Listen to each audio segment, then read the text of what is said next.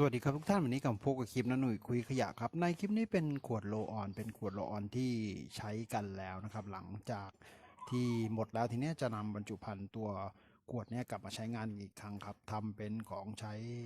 ในห้องน้ำกันครับวันนี้ก็จะนำส่วนตัวฝานะครับพลาสติกนะครับผมโอเคครับติดตามชมนะครับ